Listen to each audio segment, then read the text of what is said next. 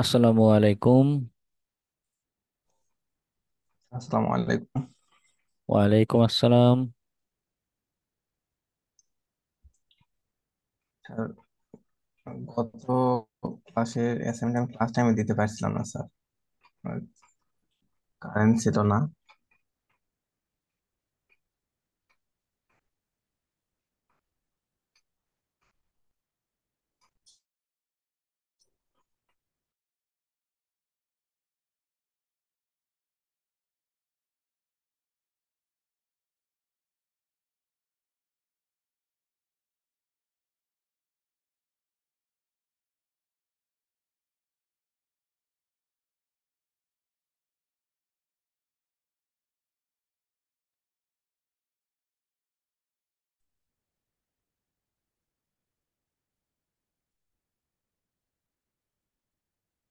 আমার network drop করছিল, কিছু একটা বলছিলেন কেউ।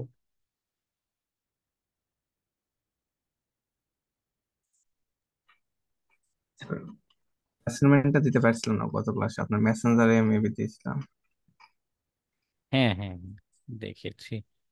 তো এই সপ্তাহে আমার রাত 10টা হলেই কারেন্ট চলে যায়। 10টা বাজার পর ঠিক মতো ক্লাসে অ্যাটেন্ড থাকতেও পারিনি, মানে শেষ করতে পারিনি।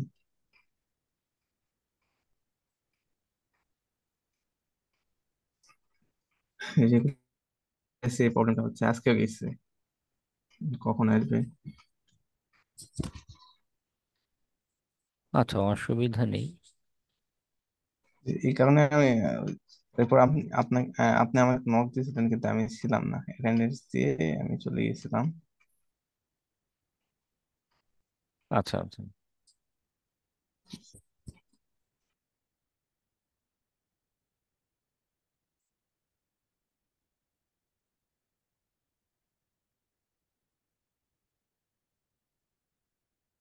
আসসালামু আলাইকুম স্যার। ওয়ালাইকুম আসসালাম। স্যার একটা প্রশ্ন ছিল স্যার। হ্যাঁ, বল।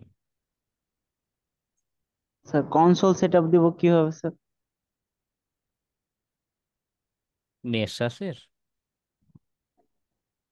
কালিল নেক্সাস না ইসে নেক্সাস আমি করি ওইটাই করা যায় একটা জায়গায় বাধাগ্রস্ত হই, পরে ওটা স্ক্রিনশট দিছি, পর সম্ভবত ও একটা দিল যে চারটা এইটের একটা পোর্টে যে হচ্ছে আপ নট আপগ্রেডেড এরকম একটা মেসেজ দিচ্ছে। পরে ভাবলাম তাহলে করি, আমার পিসিটা আপগ্রেড দিই, আপগ্রেড দিছি, এখন কনসোল সেট আপ চাচ্ছি। ওইটা একটা ইস্যু হয়েছে, কনসোল সেটআপ চাইছে, বুঝে নাই, পরে ক্যান্সেল দিয়ে দিয়েছি যে কি দিব না দিব। পরবর্তীতে অনেকগুলো প্যাকেজ আনইনস্টল হয়ে গেছে, এই জন্য স্যার বুঝছি। স্ক্রিনশট দেখতে পারলে একটু কিছু বোঝা যেতে পারে হয়তো। আচ্ছা স্যার, আছে স্ক্রিনশট বা কিছু? স্ক্রিনশট মেবি আছে। আচ্ছা, একটু জুমে চ্যাট বক্সে দেন দেখি।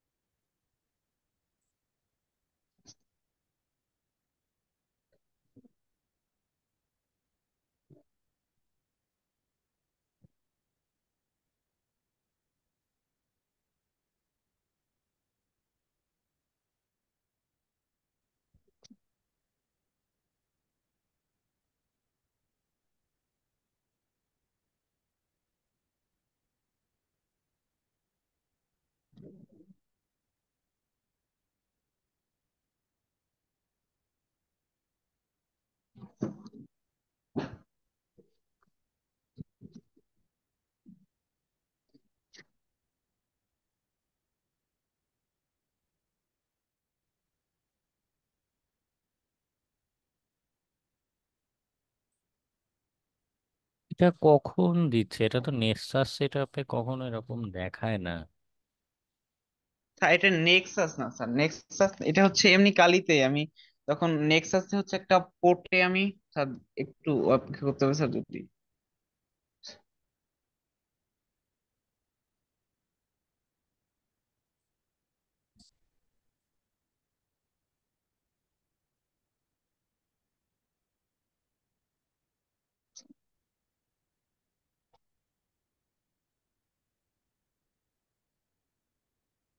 আচ্ছা, পরের যেটা দিয়েছেন ওটা কোনো ইস্যু না। ও ফার্স্টে কালী নামের কিছু খুঁজে পাচ্ছিল না, ও ডেবিয়ান নামটার সাথে পরিচিত, পরে কালীকে ডেবিয়ান হিসেবে ট্রিট করে দেন ওই মেকানিজমে প্যাকেজগুলো এক্সট্রাক্ট করেছে, নাথিং এলস।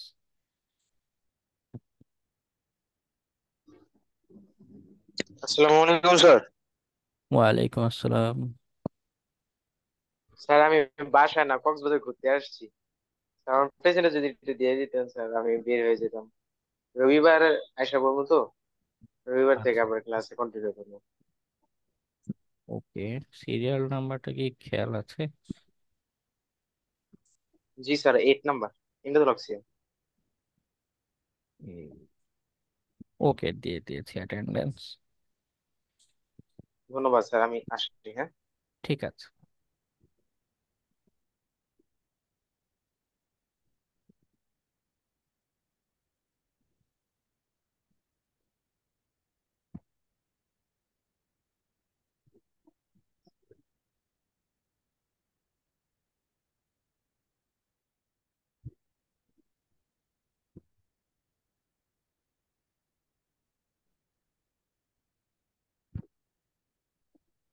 বাকিদের কি অবস্থা? নেসাস সেট আপ করেছেন কেউ?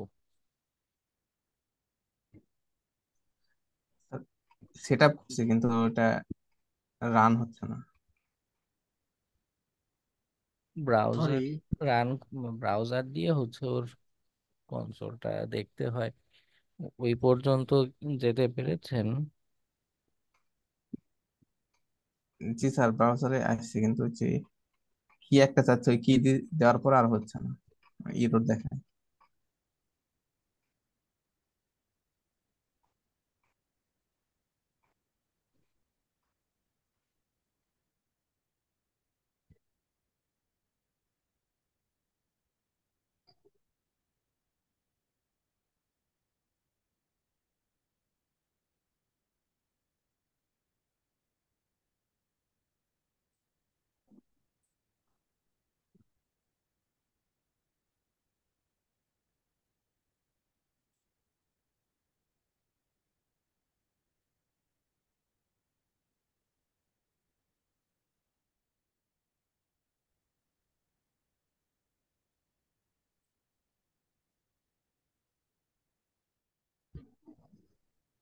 আচ্ছা, নর্মালি ও যেটা আমাদের ফাইল প্রোভাইড করে, হ্যাঁ, এমএসআই ফাইল, আপনারা আপনাদের মেইন হোস্ট যেটা উইন্ডোজ সেখানে সেট আপ দেন, কারণ ও খুব ভারী টুলস, ও রান করতে অনেক সময় নেয়। এটা জাস্ট নেক্সট নেক্সট ক্লিক করলে সেট আপ হয়ে যায়। হওয়ার পরে ও নিজেই বলে যে ব্রাউজারে লোকাল হোস্ট 8834 এই পোর্টে গেলে ওকে অ্যাক্সেস করা যাবে। সেখানে গেলে নেসাস অ্যাসেনশিয়ালটা হচ্ছে সিলেক্ট করবেন। ওকে, এখান থেকে অপশনে নেসাস অ্যাসেনশিয়ালটা হচ্ছে ফ্রি। দেওয়ার পর এখানেও একটা ইমেইল অ্যাড্রেসটা, যেখানেও একটা অ্যাক্টিভেশন কোড পাঠাবে। তো আপনারা আপনাদের নিজেদের ইমেইল অথবা টেম্পোরারি একটা মেইল দিলে সেখানেও একটা অ্যাক্টিভেশন কোড পাঠায়, মানে এসেনশিয়াল লাইসেন্সের। ওকে। আর এই পেজে হচ্ছে মানে পরের অপশনে হচ্ছে জাস্ট ওর যে ওয়েব পোর্টাল, যেটা মানে যে লোকাল হোস্ট 8834 পোর্ট, এটা যখন অ্যাক্সেস করবে সেটার ইউজার নেম পাসওয়ার্ড চায়। সেখানে কি ইউজার নেম পাসওয়ার্ড আপনি দিবেন ওটা জাস্ট সেট করা। মূল সময়টা লাগে এই অংশে। ওর এমনিতেই ইনস্টলার ফাইলটা বেশি বড় না, 90 মেগাবাইট মতো, কিন্তু এই প্লাগ ইন ডাউনলোডের এটা অনেক টাইম কনজিউমিং। নেট স্পিডের উপর ভিত্তি করে কারো কারো 7-8 ঘন্টাও লাগে, কারো 2-3 ঘন্টাও লেগে যায়। এই জন্য এই পোর্শন মানে আমি আগে ভাগে আপনাদের টিউটোরিয়াল দিয়ে বলেছি রান করতে। মানে প্লাগ ইন ডাউনলোড হয়ে আপনার ড্যাশবোর্ডটা এরকম দেখায়। প্লাগ ইন ডাউনলোডের পর ড্যাশবোর্ডটা এমন আসে, এ পর্যন্ত আসতে অনেকটা সময় লেগে যায়। উইন্ডোজে সেট আপ করলে এটা কোনো প্রবলেম ক্রিয়েট করবে না?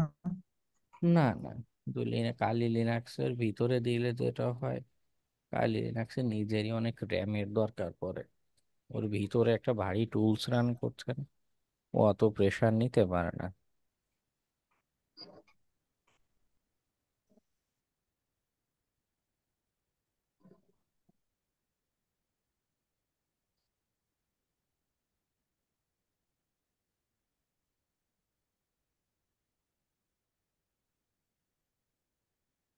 বাকিরা কেউ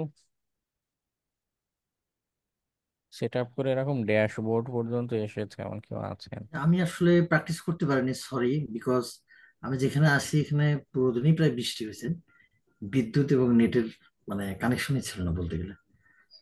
তো আমি দেখি নেক্সট ট্রাই করতে হবে আর কি। তো কালকে যদি পারি কালকে করবো। ওকে। এখানে কারেন্ট সবকিছু আসছে 10টার পরে। আচ্ছা, okay।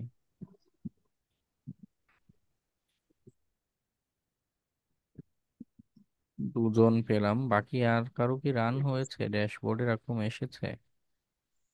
জি স্যার, আমার হয়ে গেছে। শুধু আমার এখানে একটা টার্গেটের একটা দিলে ওইটা স্ক্যান করতে হবে। তাছাড়া আমি ওই জায়গায় চলে গেছি স্যার। আচ্ছা আচ্ছা, ঠিক আছে।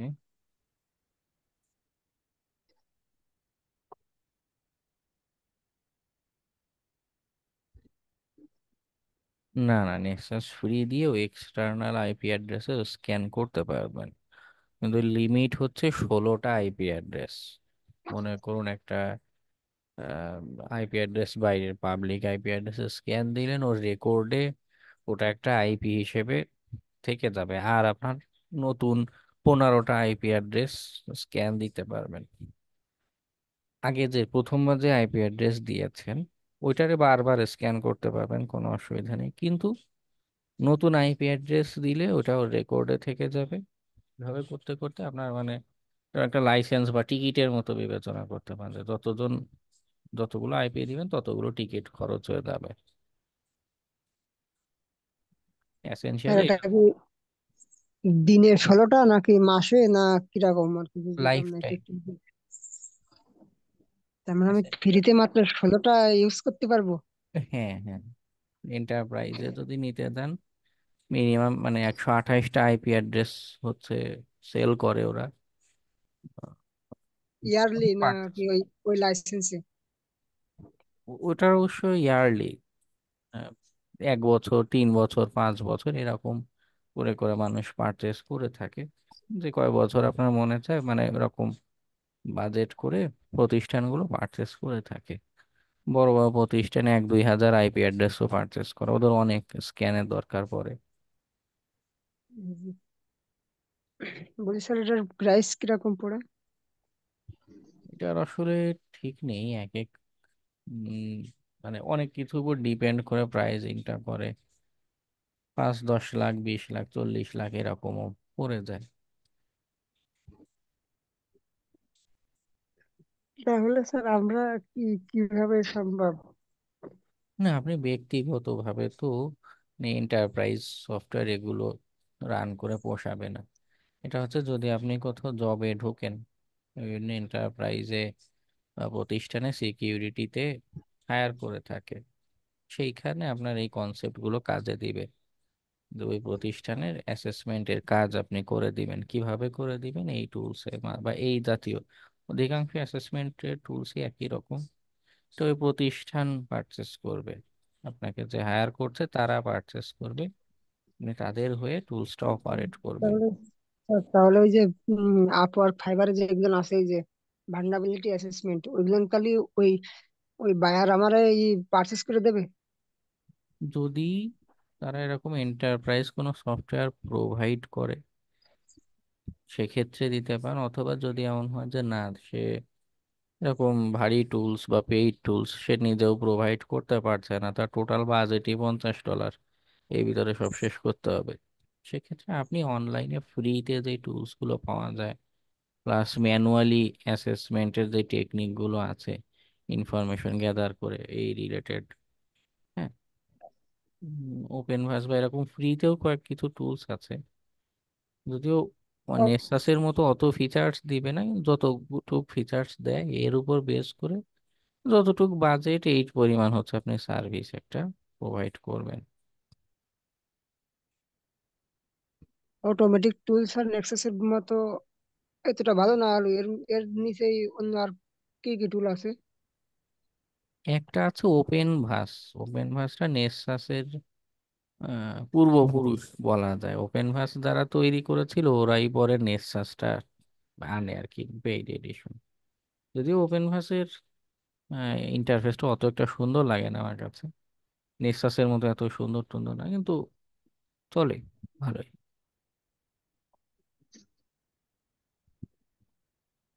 ওপেন ভাসটাই আগে ছিল। মাঝখানে কিছুদিন ওপেন ভার্সের ডেভেলপমেন্ট বন্ধ হয়ে গিয়েছিল, পরে আবার আরেকটা প্রতিষ্ঠান, আরেকটা টিম ওরা দায়িত্ব নিয়ে এটা মেনটেনেন্স করে থাকে। এখন রিসেন্ট টাইমে কি অবস্থা জানি না, দেখি। ওপেন ভার্স গিট হাব।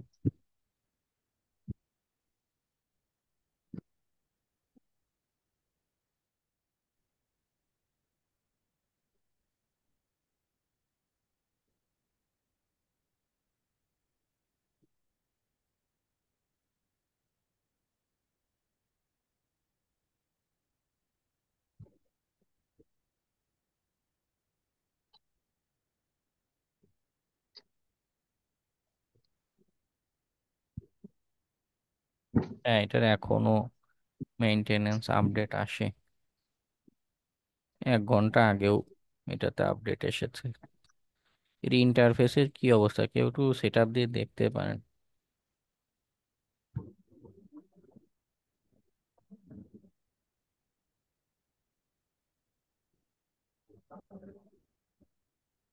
এটার আপডেট এখনো আসে। অল রিলিজ ফাইলস,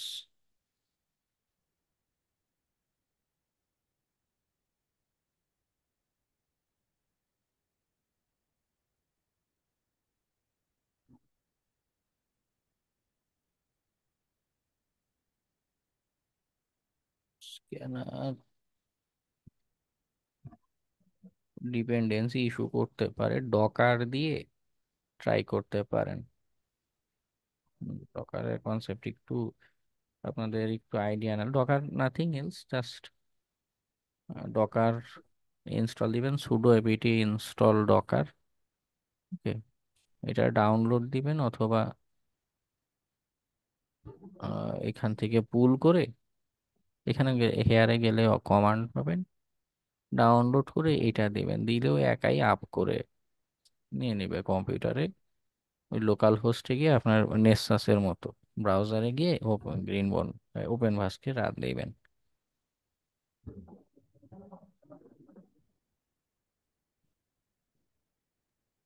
আর আমি মনে করেন ওটা ইনস্টল করার সবকিছু হয়ে গেছে, কিন্তু এখন শুধু একটা টার্গেট দিলি, টার্গেটে আর কি স্ক্যান করতে হবে।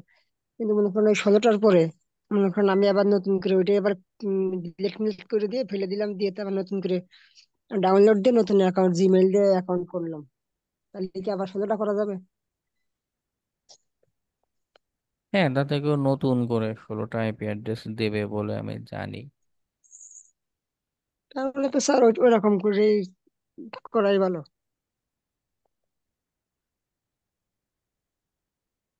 1 মাস পরে দরকার হয় আবার নতুন একটা অ্যাকাউন্ট করলাম। হ্যাঁ, প্রতিবার একটু ডাউনলোড করে হ্যাসেল করতে হবে। বেশি ওই 1-2 ঘন্টা সময় লাগলো সেটআপে।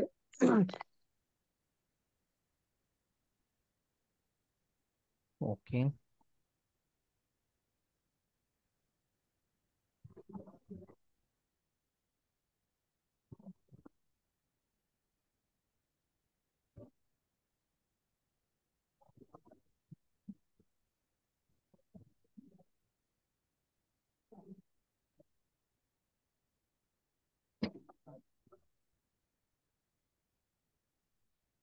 বাকিদের কি অবস্থা?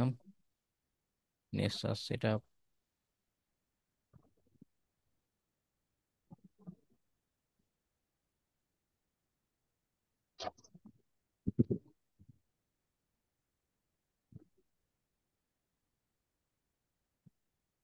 স্যার আপনি কি আমাদের বার্ফ সুইট দেখাবেন? হ্যাঁ, আপনাদের ওয়েব হ্যাকিং মডিউল যখন হবে তখন ভার্সু এটার আলোচনা হবে। আমার কিছু প্রশ্ন ছিল। হ্যাঁ বলুন। ইনিমার্শনের যে টুলসটা দেখিয়েছিলেন, নিউ ফর লিনাক্স, এইটা কি স্যার প্যারোটে ইউজ করা যাবে? হ্যাঁ, প্যারোটা ইউজ করা যাবে। লিনাক্স লেখা আছে তো, ফর লিনাক্স, ওই জন্য জিজ্ঞেস করছি। না, শুধু নামটাই ওরকম। যে তারপর স্যার আমরা যে ফাইলগুলো ডাউনলোড করতাম AMD64 শেষে, ওই ফাইলগুলো কি প্যারোটেও প্যারোটের জন্য প্রযোজ্য, ইউজ করা যাবে প্যারোটে? হ্যাঁ হ্যাঁ, প্যারোট কালি দুইজনই তারপর হচ্ছে deb Debian deb based. 46 AMD হ্যাঁ 464। হ্যাঁ হ্যাঁ, করা যাবে।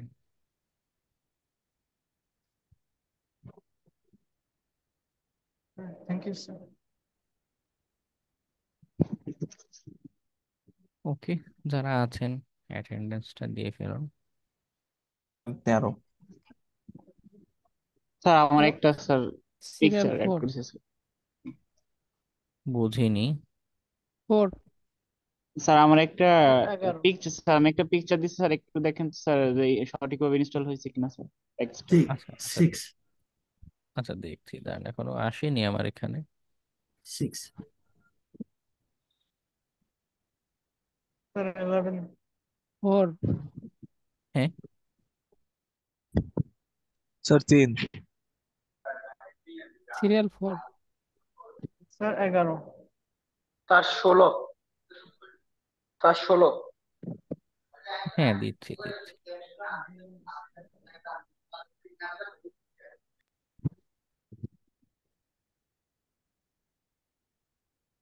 হ্যাঁ, লোড হয়েছে স্ক্রিনশটটা। এটা কি প্রবলেম?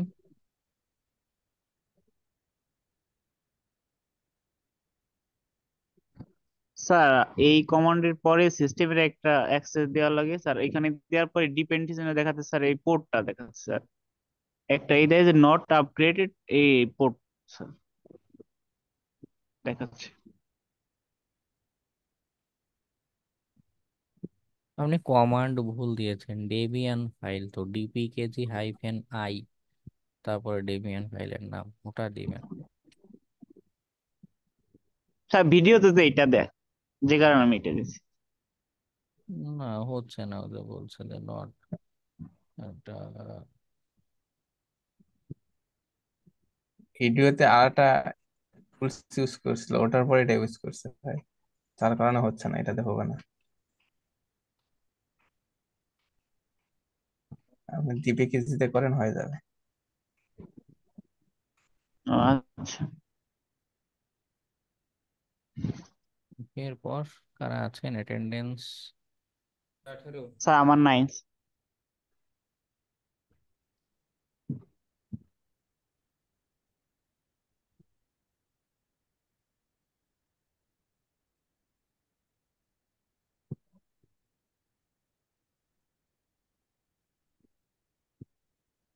24।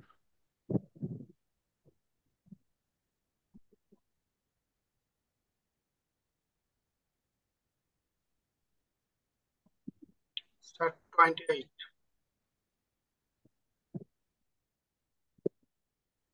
কত? 28।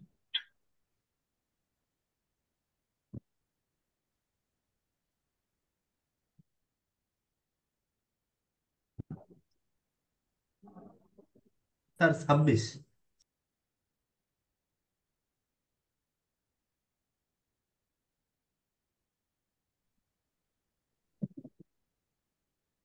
চৌত্রিশ স্যার। গতদিন ক্লাস করেননি কেন? আর আমি তো গতদিন ছিলাম, আমি তো বলতে চাচ্ছিলাম যে আমার গতদিন আর অ্যাবসেন্ট রয়েছে। হ্যাঁ,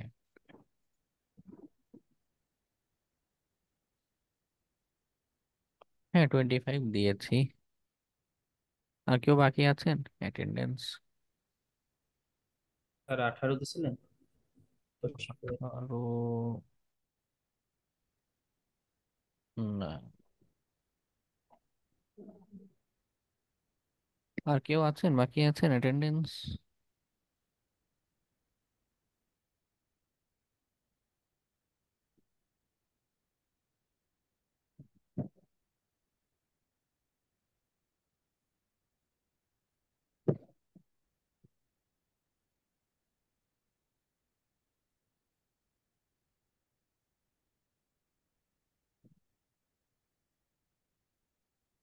ওকে। নিসাসটা ট্রাই করেছেন কতজন স্ক্যান করার? মানে তাদের অ্যাটলিস্ট একটা বেসিক স্ক্যান বা কিছু একটা করেছেন বা ট্রাই করেছেন? একটু চ্যাট বক্সে সামথিং একটা লিখে রেসপন্স করুন, না হলে আমার পক্ষে বোঝা মুশকিল যে কতখানি আপনাদের প্রোগ্রেস হয়েছে। ডান বা ওকে বা স্ক্রিনশট কিছু একটা রেসপন্স করুন। নেসাস সেট আপ করে একটা বেসিক স্ক্যান রান করতে পেরেছেন এমন।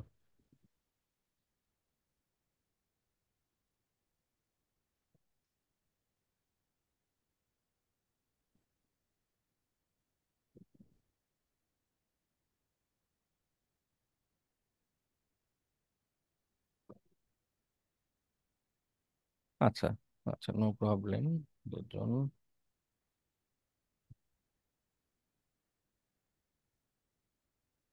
কেউ দুইজন পেলাম, বাকিদের কি অবস্থা?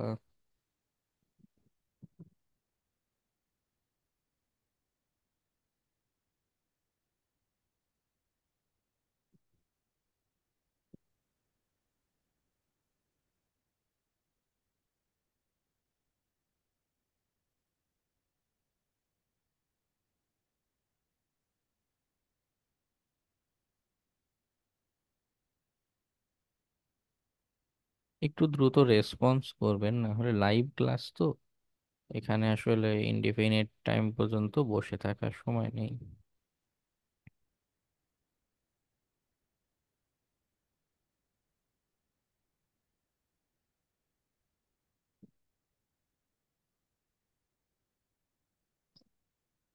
আচ্ছা, তিনজন পেলাম বেসিক দেখেছেন, দুজনের অসুবিধা।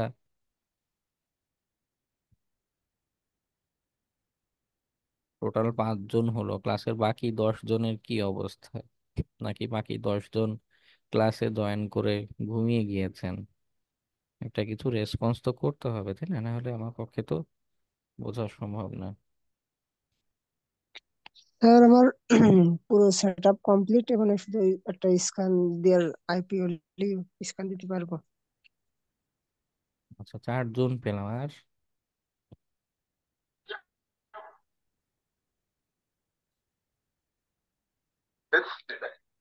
আর আমি তো জানেন আমার এক্সাম আজকে ঢাকা যাইতেছি রাত্রে, আমি এখন গাড়িতে আছি।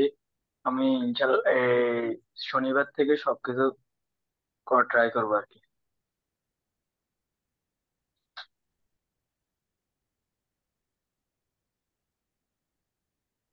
স্যার আমার বিষয়টা আমি আজকে রাতে সেট আপ না দিয়ে স্যার ঘুমাবো না, নিজে নিজে প্রতিজ্ঞাবদ্ধ হইতেছে।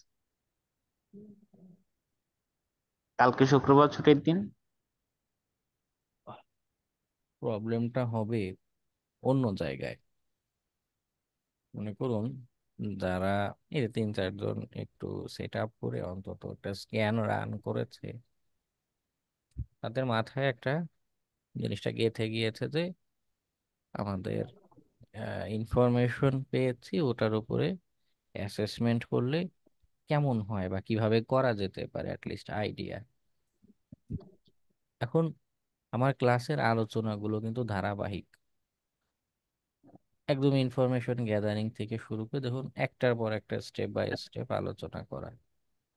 প্রবলেম যেটা হবে, মন মর্জি এরকম গাফিলতির কারণে যে আমি আজকে যেটা আলোচনা করব দেখা যাচ্ছে কয়েকজনের মাথার উপর দিয়ে যাবে, রিলেট করতে পারবেন না আমি কোন আলোচনা থেকে বা কোন কনটেক্সটে কথা বলছি।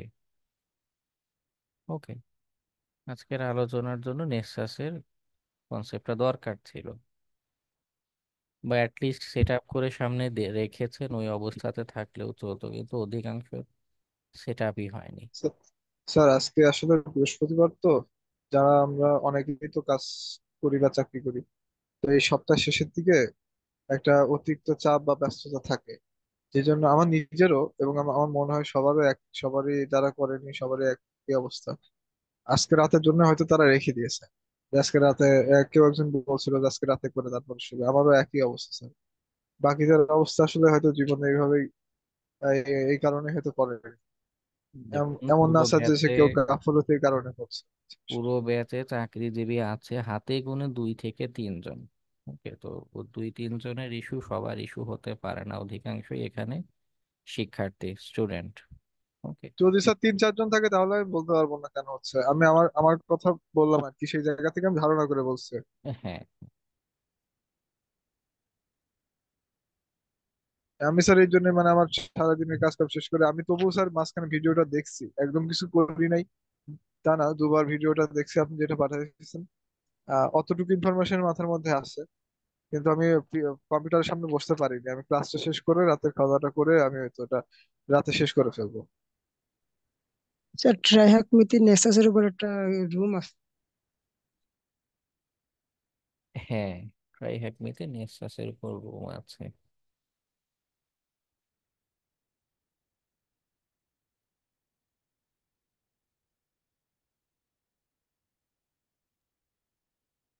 হ্যাঁ, তাহলে ওই রুমটা আমাদের অ্যাসাইনমেন্ট হিসেবে দিলে মনে হয় ভালো হতো। অ্যাসাইনমেন্ট তো পরে, এখন আজকের ক্লাসের আলোচনায় আমি কি করব?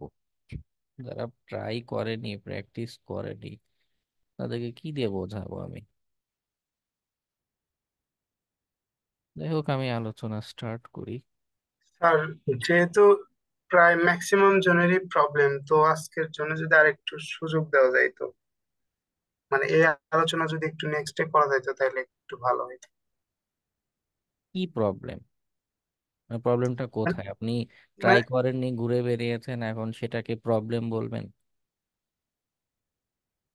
এটা কোনো এক্সকিউজ হলো?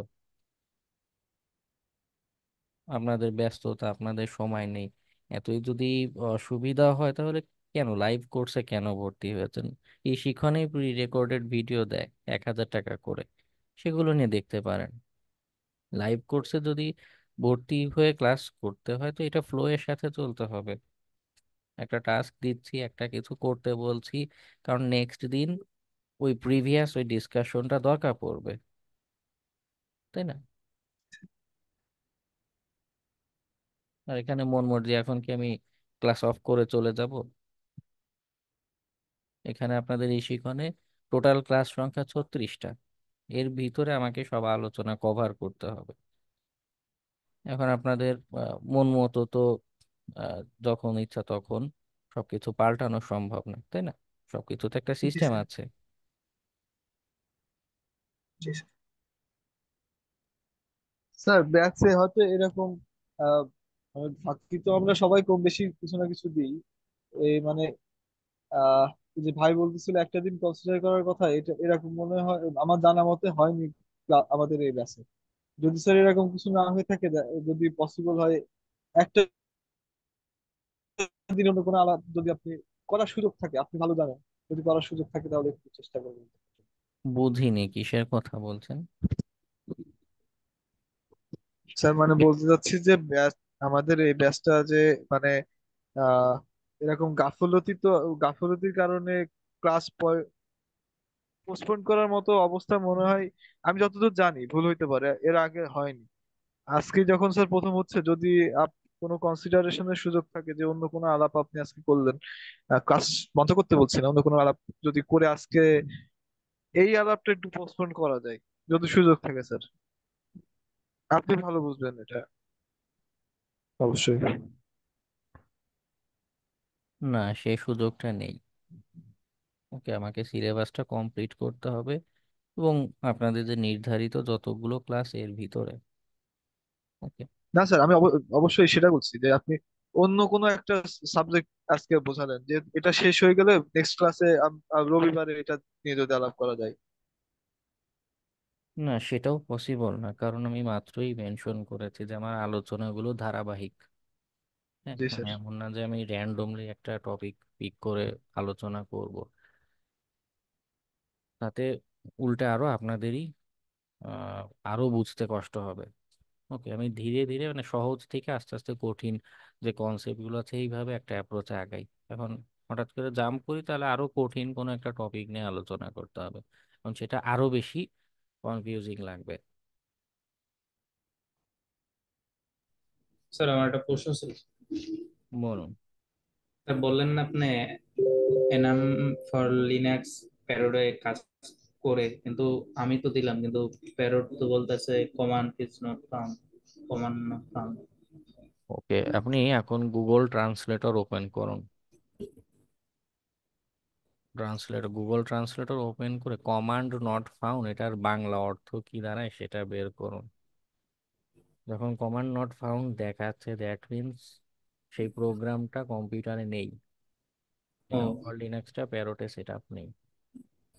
মানে আলাদাভাবে সেট আপ দিতে হবে না এটা? হ্যাঁ, কালি লিনাক্সে প্রি বিল্ড আসে, প্যারোটে আসে না। ও মানে আমি এটাই চেয়েছি। আপনি বললেন না যে হ্যাঁ হ্যাঁ, প্যারোডেও প্যারোটে। কাজ করেছেন, আমি বুঝছি মানে প্যারোডেও থাকে সেটা করা আগে না থেকে। না, প্যারোটে কিছু টুলসের ভিন্নতা আছে। কালি মানে লিনাক্স এটার জন্য আসে, এটা আসে না। ঠিক আছে। যাই হোক, আমরা আলোচনায় আসি। ফার্স্টে আমাদের যেটা করণীয়, ইনফরমেশন গ্যাদারিং। যদি ক্লায়েন্ট আমাদের এনাফ ইনফরমেশন প্রোভাইড করে, সেক্ষেত্রে স্টেপটা আমরা স্কিপ করতে পারি। এরপর যেটা বিষয় দাঁড়ায় যে আমাদের নেটওয়ার্কটা অ্যাক্সেস করা যদি উদ্দেশ্য হয়, সেক্ষেত্রে আমরা নেটওয়ার্কটাকে স্ক্যান করতে পারি মাল্টিপল ওয়েতে। আমরা এনম্যাপ নিয়ে দেখেছিলাম, এনম্যাপে একাধিক মেথড সাপোর্ট করে, যেটার মাধ্যমে আমরা নেটওয়ার্ক রিলেটেড ইনফরমেশন এক্সপ্লোর করতে পারি, আদৌ নেটওয়ার্কটা অ্যালাইভ আছে কিনা, এবং সেই অ্যালাইভের ইনফরমেশনটা যে স্ক্যান করে বের করব কয়েকটা টেকনিকে, অ্যাপ্লিকেশন সফটওয়্যার দেখে বোকা বানিয়ে বানিয়ে চেষ্টা করতে পারি। এরপর আমাদের যেটা দরকার, আমার উদ্দেশ্য হচ্ছে সিস্টেমটাকে অ্যাক্সেস করা, আমার এন্ড গোল হচ্ছে সিস্টেমটাকে অ্যাক্সেস করা। নেটওয়ার্ক স্ক্যানিং এর মাধ্যমে আমি নেটওয়ার্ক রিলেটেড ইনফরমেশন এক্সপ্লোর করছি, এনুমেরেশনের মাধ্যমে ওই সিস্টেম বা সার্ভিস যেটা ওখানে রান হচ্ছে তাদের ইনফরমেশন এক্সপ্লোর করছি। ওই সার্ভিসটাকে অথবা ওই অ্যাপ্লিকেশনের মাধ্যমে ওই অপারেটিং সিস্টেম বা কম্পিউটার এর কোনো তথ্য আমি খুঁজে পাই কিনা। বিষয় যেটা দাঁড়াচ্ছে, এই যে যখন স্ক্যান করছি, এনুমারেশন করছি বা ইনফরমেশন গ্যাদারিং এর চেষ্টা করছি, অনেক তথ্য আমরা পেতে পারি। এই তথ্যগুলো সবগুলোই আমাদের উইকনেস রিলেটেড না। কিছু তথ্য আছে সরাসরি সিস্টেমে অ্যাক্সেস ফেজে আমাদের দরকার পড়বে, যেমন ইউজার নেমের কথা যদি বলি, ইউজার নেম, ইমেইল, হ্যাঁ, বা তার কি অপারেটিং সিস্টেম ব্যবহার করছে, উইন্ডোজ না লিনাক্স। এই তথ্যগুলো আমাদের সিস্টেম অ্যাক্সেসে হেল্প করবে সত্য, কিন্তু এখানে যে ইনফরমেশন পাচ্ছি সবগুলোই উইকনেসের ইনফরমেশন না। কোনটা উইকনেস কোনটা উইকনেস না সেটা বোঝার জন্য গত ক্লাসে আলোচনা করছি ভালনারেবিলিটি অ্যাসেসমেন্ট নিয়ে। সেখানে কি করছি, আমরা অ্যাসেস করছি, ম্যানুয়ালি করতে পারি, অটোমেটিক্যালি করতে পারি। ম্যানুয়ালি করার ক্ষেত্রে আমাদের কিছু লজিক্যাল পয়েন্ট লাগবে, বা ইন্টারন্যাশনালি অ্যাকসেপ্টেড, হ্যাঁ, যেই ইনফরমেশনগুলো আন্তর্জাতিক বিভিন্ন মানদণ্ডে স্বীকৃত, যেই রেফারেন্স দিলে মানুষ সেটাকে অ্যাকসেপ্ট করবে, সিভিই বা এই ধরনের রেফারেন্সিং যেই তথ্যগুলো আছে ম্যানুয়ালি টেস্টিং এর সময়, অ্যাসেসমেন্টের সময় আমরা সিভি বা উইকনেসের ইনফরমেশন খুঁজতে পারি। ওকে, এই যে ইনফরমেশন তথ্যগুলো পেলাম, আমি অ্যাসেসমেন্ট করে যে আউটপুট পেলাম, সেইটার বেসিসে আমরা কি করতে যাব, সিস্টেম অ্যাক্সেস করতে যাব। ওকে, তো সিস্টেমে অ্যাক্সেস করার একাধিক টেকনিক হয়ে থাকে। আচ্ছা, সেটা নিয়ে একটু পরে বলছি। তো কেন আমাদের সিস্টেম অ্যাক্সেস আলোচনার দরকার? ভালনারেবিলিটি অ্যাসেসমেন্ট আমরা যখন করেছি, ওকে, অ্যাসেসমেন্ট আপনারা স্ক্যান করার পর আউটপুটে দেখেছেন যে নেসাস কতগুলো রেজাল্ট শো করে, যে উইকনেসের ইনফরমেশন দেখাচ্ছে, টিসিভি এসএসএস স্কোরিং করছে, রেজাল্টে দেখাচ্ছে কোন সোর্স থেকে কোন সার্ভিস থেকে উইকনেসটা আসছে, কোন প্লাগইন ব্যবহার করে উইকনেসটা আসছে, এই রিলেটেড তথ্য সে দেখাচ্ছে। কিন্তু সে কিন্তু অ্যাকচুয়ালি ভেরিফাই করছে না যে যে আমার উইকনেসটা আদৌ এক্সপ্লয়েটেবল কিনা, বা এই উইকনেসটা ব্যবহার করে কোনো ক্ষতি করা যাবে কিনা, এই চেষ্টা কিন্তু অ্যাসেসমেন্ট টুলস করে না। সে জাস্ট ইনফরমেশনের বেসিসে একটা আইডিয়া দেয় বা একটা ধারণা দেয় যে এটা একটা উইকনেস হতে পারে, এটা একটা উইকনেস। ওকে, তো ভিএ যে আউটপুট গুলো পাচ্ছি সেইটা ভেরিফাই করার জন্য আমাদের সিস্টেম অ্যাক্সেসের দরকার পড়ে। অনেক সময় ক্লায়েন্ট নিজেই বলতে পারে যে না, আমার শুধু অ্যাসেসমেন্ট প্রজেক্ট এনাফ না, আমার জন্য অ্যাসেস করে যে ইনফরমেশন গুলো পাচ্ছ সেটা ভেরিফাই করা লাগবে। আবার আমাদের নিজেদেরও যদি এমন হয় যে আমার আলটিমেট গোল বা অ্যাকচুয়াল উদ্দেশ্য হচ্ছে পেনিট্রেশন টেস্ট করা, হ্যাঁ, সেখানে মূলত আমরা এই সিস্টেম অ্যাক্সেসের কনসেপ্ট ব্যবহার করি। যে আচ্ছা, যে উইকনেসের ইনফরমেশন পেয়েছি, এর বেসিসে আমি সিস্টেমে এন্ট্রি করতে পারি কিনা, হ্যাঁ, সিস্টেমে প্রবেশ করতে পারি কিনা, সিস্টেম থেকে কোনো তথ্য পেতে পারি কিনা। ওকে, পেনিট্রেশন টেস্টিং এর মূল উদ্দেশ্যটা এখানে থাকে। তবে এখানে আরেকটা বিষয় একটু বলে রাখা দরকার।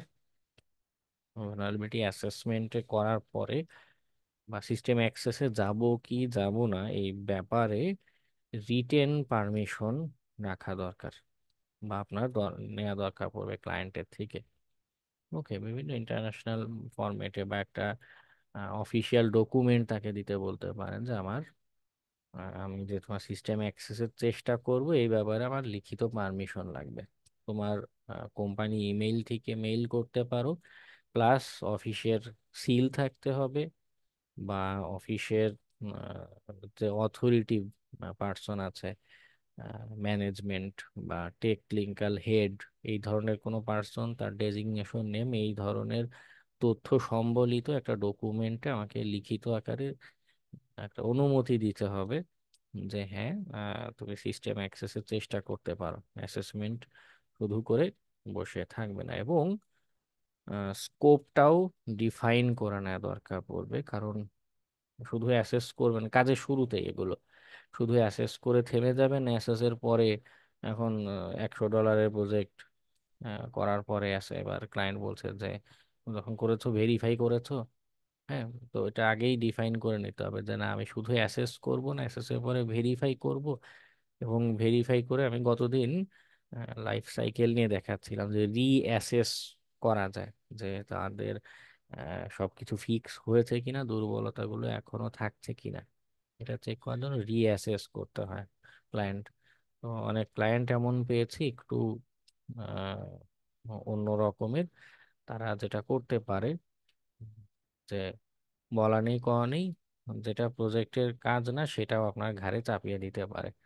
এমনিতেই time limitation plus budget limitation আছে। তো আগে স্কোপ ডিফাইন করে নেবেন যে কাজ শেষে যদি আবার সে দাবি করে বসে যে আমারে এটাও একটু করে দাও, আবার একটু অ্যাসেস করে দাও, আবার একটু বলে দাও, আপনি সুনির্দিষ্ট করে ডকুমেন্ট দেখিয়ে তাকে বলবেন যে দেখো, তুমি যতটুকু বলেছিলে অ্যাসেস করা, অতটুকু আমি করে দিয়েছি, ভেরিফাইয়ের জন্য আমাকে পে করছো না। এটা অবশ্য ফর্মালি উপস্থাপন করবেন যে আমার যেটা আহ, উম, কাজের দায়িত্ব ছিল, যতটুক কাজের শুরুতে আমাদের দুই পক্ষের চুক্তি হচ্ছে আমি সেটা কমপ্লিট করেছি, এই পর্যন্তই আমার কাজ। যদি তোমার মনে হয় যে আমাকে পুনরায় ভেরিফাই করতে হবে, রিঅ্যাসেস করতে হবে হবে, অথবা সিস্টেম অ্যাক্সেসের চেষ্টা করব, তুমি পুনরায় প্রজেক্ট দাও, আলাদা পেমেন্ট, আলাদা টাইম শিডিউল দাও, এটা পরের হিসাব। ঠিক আছে, কিন্তু ডিফাইন করে নেবেন, না হলে ব্যাগার খাটানোর জন্য মানুষের অভাব নেই। ওকে, ফালতু রিজনে ব্যাগার খাটাবে। যাই হোক, তো আজকে আমরা কি কি আলোচনা করব, সিস্টেম অ্যাক্সেসের আর একটু কিছু কনসেপ্ট নিয়ে একটু কথা হবে। হুম, এবং টেকনিক নিয়ে একটু কথা বলবো, কি কি টেকনিক হতে পারে, এবং পাসওয়ার্ড অ্যাটাক যেটা আছে সে আলোচনায় যাব। অ্যাটাক, সিস্টেম অ্যাক্সেসের একাধিক টেকনিক হতে পারে। বিষয় যেটা হয়, আমাদের যেই টার্গেট আছে সবগুলোকে যে একই পদ্ধতিতে একইভাবে আমরা অ্যাক্সেস নিতে পারবো তা কিন্তু না। ঠিক আছে, মেবি আগেও একটা ক্লাসে বলেছিলাম আপনাদের, অথবা আমিও বলি, এক্সপেক্ট দি আনএক্সপেক্টেড। আমার লাইফে সবচেয়ে বড় একটা লেসনের ভিতর এটা হচ্ছে একটা, এক্সপেক্ট দি আনএক্সপেক্টেড। বিষয় যেটা হয় স্যার যে, একটা প্রশ্ন ছিল। হ্যাঁ বলো। স্যার এই যে রিটেন পারমিশন যেটা নিতে বলছেন, এটা তো সবসময় অথেন্টিকই হবে, এর নিশ্চয়তা কি আছে? আর যদি না থাকে তাহলে সেক্ষেত্রে আমরা কিভাবে এটা ভেরিফাই আচ্ছা, কি করব? এখানে দুইটা পয়েন্ট আমি উল্লেখ করেছি। একটা হচ্ছে তাদের অফিসিয়াল ইমেইল থেকে, যদি অনলাইন কমিউনিকেশন হয় তাদের অফিসিয়াল বিজনেস ইমেইল যেটা, নট gmail.com, হ্যাঁ, তাদের বিজনেস ইমেইল অ্যাড্রেস যেটা, সেখান থেকে সেন্ড করতে হবে। প্লাস যে ডকুমেন্ট দিচ্ছে সেখানে উল্লেখ থাকতে হবে কে আমাকে অনুমতি দিচ্ছে। যেন তেন পাবলিক না, জুনিয়র অফিসার অনুমতি দিলে আপনি কাজ করবেন না। ওই প্রতিষ্ঠানের সিকিউরিটিতে যে দায়িত্বপ্রাপ্ত, either security manager, technical head, technical manager, CTO, CISO, এই টাইপের কোনো পার্সন থেকে যদি আপনি অনুমতি পান, ডকুমেন্টে উল্লেখ থাকে, সেক্ষেত্রে আপনি প্রসিড করবেন। এখন মাঝখানে কেউ যদি ফেক ডকুমেন্ট করে আপনাকে ফাঁসানোর চেষ্টাও করে, তখন আপনার কাছে লিগ্যাল স্টেপ নেওয়ার আহ, অবস্থা আছে। কারণ আপনি ডকুমেন্ট পেয়েছেন, ওই প্রতিষ্ঠানের ডকুমেন্ট প্রতিষ্ঠানের ইমেল অ্যাড্রেস ব্যবহার করে আপনাকে সেন্ড করা হয়েছে। তারপরে যদি কেউ আপনার বিরুদ্ধে মামলা করতে যায়, তখন আপনি বলতে পারবেন যে ওই প্রতিষ্ঠানের মেইল অ্যাড্রেস থেকে পাঠিয়েছে। দ্যাট মিনস, যদি এখানে ব্লেম করার কেউ থাকে ওই প্রতিষ্ঠান, যে তারা নিজেদের সিস্টেম ঠিক মতো সিকিউর করেনি, তাদের ইমেল অ্যাড্রেস সিস্টেম থেকে মানুষকে ইমেল দেওয়া হচ্ছে, মানুষকে ডকুমেন্ট দিয়ে নির্দেশনা দেওয়া হচ্ছে, এটা তাদের লায়াবিলিটি, সেটা আপনার কিছু না। আপনি কাজের অর্ডার পেয়েছেন এবং ডকুমেন্টে উল্লেখ আছে, তো ওই প্রতিষ্ঠান থেকেই আহ, করার পারমিশন দিচ্ছেন, তখন আপনি প্রসিড করেছেন।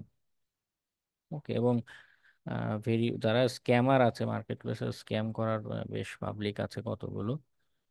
স্ক্যামার গুলো সাধারণত, এবং আরেকটা জিনিস সেখানে চাইতে পারেন, সেটা হচ্ছে ওনারশিপের কোনো প্রুফ। হ্যাঁ, ওনারশিপের কোনো প্রুফ, যে তুমি এই প্রতিষ্ঠানটা ওন করো, বা তোমার কি বলে, উম, এই টাইপের অ্যাক্টিভিটি আমাকে যে করতে দিবে, সেইটার ওনারশিপ তোমার আছে, এরকম কোনো proof, document, visiting card, at least visiting card হলেও একটা কিছু শেয়ার করতে। ঠিক আছে। স্যার ব্যক্তিগত কোনো কাজ হলে, যেমন ধরেন আপনি কোনো একটা কাজ আপওয়ার্কে দিচ্ছেন যে আপনার ফেসবুক অ্যাকাউন্টটা হ্যাক হয়ে গেছে, এটা রিকভারি করে দিতে হবে, সেক্ষেত্রে আমরা কি ধরনের কাগজপত্র বা রিটার্ন পারমিশন কি আচ্ছা, দিতে সেক্ষেত্রে পারবো? মার্কেট প্লেসে যখন কমিউনিকেশন করছেন সিঙ্গেল পার্সন, B2C, তো সেক্ষেত্রে আপনি যেটা করতে পারেন, মার্কেট প্লেসে যে কথোপকথনগুলো করে থাকেন, মেসেজ, এই রেকর্ডগুলো থেকে যায়, আপওয়ার্কে সব মেসেজ থেকে যায়। আহ, আগে আপনি ওই মেসেজে যখন কথা বলছেন, তখনও কথার ভিতরেই তাকে জিজ্ঞাসা করে এনশিওর করতে হবে যে তার, এটা তারই অ্যাকাউন্ট কিনা। মেসেজের মাধ্যমে তার থেকে কোনো প্রুফ বা সামথিং, এনআইডি বা যেটাই পসিবল হোক, এক এক সিনারিওতে এক এক রকম ঘটনা ঘটবে, ক্লায়েন্টের থেকে এটা জেনে নেবেন। ওকে, আদারওয়াইজ যদি দেখেন আপনার আপওয়ার্কে সিঙ্গেল অ্যাকাউন্ট থেকে বা সিঙ্গেল পার্সন কোনো একটা টাস্ক দিয়েছে, বাট লেজিট না, আনএথিক্যাল কোনো একটা কাজ, আপওয়ার্ক কিন্তু মেসেজ টেসেজ সব কিছু চেক করে, ওরা সব ভিউ করে, মানে আপনি সকালে উঠে দেখবেন আপনার অ্যাকাউন্ট ওরা রেস্ট্রিক্ট করে দিয়েছে, ব্যান করে দিয়েছে। ওকে, তো ওই মেসেজের মধ্যেই ওদের জিজ্ঞাসা করবে, ও যে ফর্মাল ডকুমেন্ট বুঝবে না, ওই মেসেজটাই তখন আপনার কাছে প্রুফ, ওটা দিয়েই আপনাকে নিশ্চয়তা নিতে হবে যে এটা তারই অ্যাকাউন্ট এবং সে আপনাকে পারমিশন দিচ্ছে কাজটা করার। ওকে, এবং বেশি সেনসিটিভ হলে সেক্ষেত্রে ওই মেসেজগুলোর স্ক্রিনশটও রাখতে পারেন, যাতে আপওয়ার্কে কখনো আপিল যদি করা দরকার পড়ে সেক্ষেত্রে দিতে পারেন। সিকিউরিটি জিনিসটা খুব সেনসিটিভ, মার্কেট প্লেসে ডেভেলপমেন্ট এবং এই ডিজাইনের যে কাজ হয় সেখানে এত সেনসিটিভিটি বা এত অ্যাকাউন্ট ব্যান খাওয়ার পসিবিলিটি থাকে না, সিকিউরিটি নিয়ে বেশি সেনসিটিভ।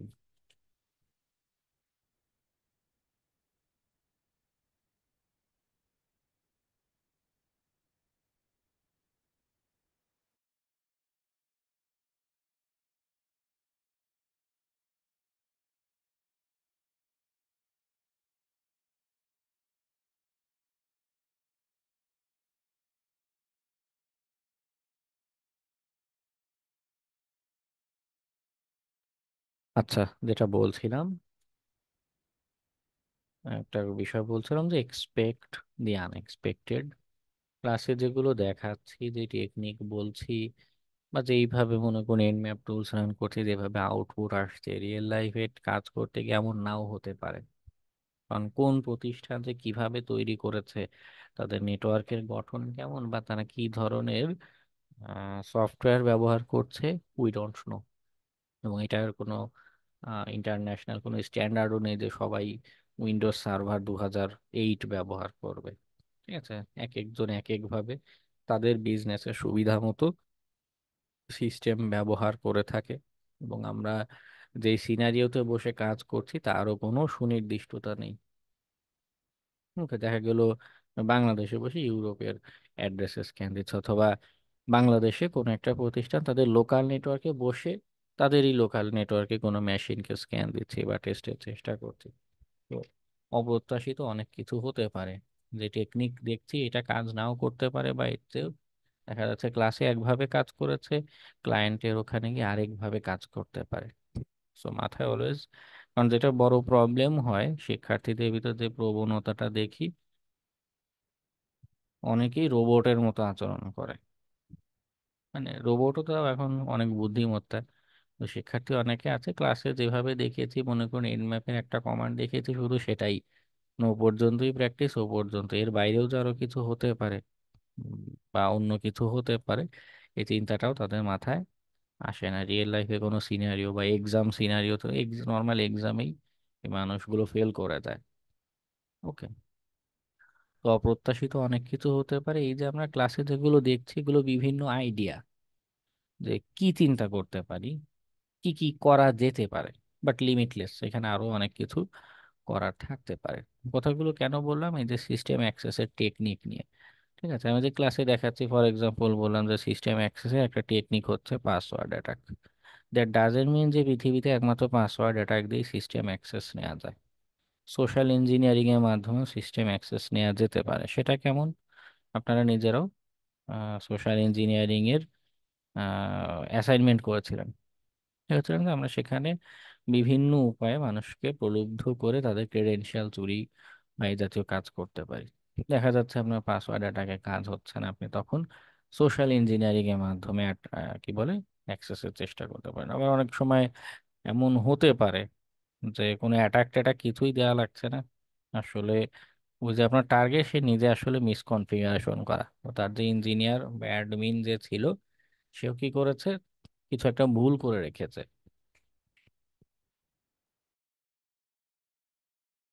তার ভুল সেটআপের কারণে যেমন এটা একটা ভালো উদাহরণ হচ্ছে এফটিপিতে, আমি এনুমারেশন ক্লাস একটা মডিউল এরকম দেখাচ্ছিলাম, আমার খেয়াল আছে যে এফটিপিতে অ্যানোনিমাস লগ ইনের একটা মডিউল আছে। এটা কিন্তু একটা মিসকনফিগারেশন, হ্যাঁ, এটা কিন্তু তার উচিত ছিল না অ্যানোনিমাস লগ ইনের অপশনটা এনাবল রাখা, কিন্তু তাও অ্যাডমিন কি করেছে বা সিস্টেম ইঞ্জিনিয়ার কি করছে, ভুল করে এনাবল করে রেখেছে। তো আমার তো কোনো অ্যাটাক দেওয়ার দরকারই নেই, সে নিজেই অপশন ওপেন করে রেখেছে, জাস্ট মিসকনফিগারেশনটা খুঁজে আমি অ্যাক্সেস নিয়ে ফেলছি। ওকে, এটা একটা টেকনিক হতে পারে। আরেকটা টেকনিক হতে পারে আমাদের এক্সপ্লয়েটের ব্যবহার এক্সপ্লয়েটটা নিয়ে নেক্সট ক্লাসে আরো কথা বলবো। এখন বিষয় যেটা দাঁড়াচ্ছে, মাল্টিপল টেকনিক আছে, এর বাইরেও অনেক টেকনিক হতে পারে, লিমিটলেস। যাই হোক, আমরা চারটা আইডিয়া সম্পর্কে জানবো বা একটু একটু জেনেছি, সোশ্যাল ইঞ্জিনিয়ারিং এ জেনেছি। আচ্ছা, পাসওয়ার্ড অ্যাটাকটা, এটা নিয়ে কথা বলি। পাসওয়ার্ড অ্যাটাকে কি হয়? পাসওয়ার্ড অ্যাটাকের ক্ষেত্রে আসলে টুলসটা একদমই সহজ। হ্যাঁ, টুলসে জাস্ট একটা লাইনের একটা কমান্ড, ওটা জাস্ট একবার দেখালে আপনি পেরে যাবেন। কিন্তু মূল ইস্যু টুলসের কমান্ডে না। ওকে, মূল ইস্যু হচ্ছে কোথায় পাসওয়ার্ড অ্যাটাক দিবেন এবং কতটুকু অ্যাটাক দিবেন, কিভাবে অ্যাটাক দিবেন, এটা হচ্ছে মূল ইস্যু। কারণ আহ, আচ্ছা যাই হোক, আদার্স কোনো এক্সাম্পলে না যাই, পাসওয়ার্ড অ্যাটাকের আলোচনা যাই।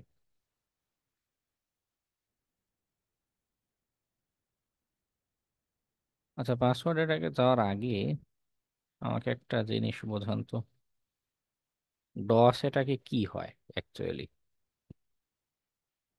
কে সবচেয়ে ভালো বোঝাতে পারবেন যে আসলে মেকানিজমটা কি ডস অ্যাটাকের?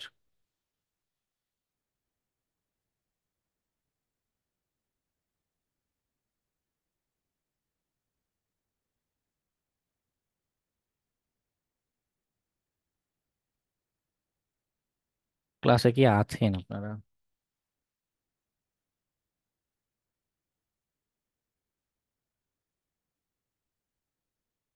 জি, আসতো।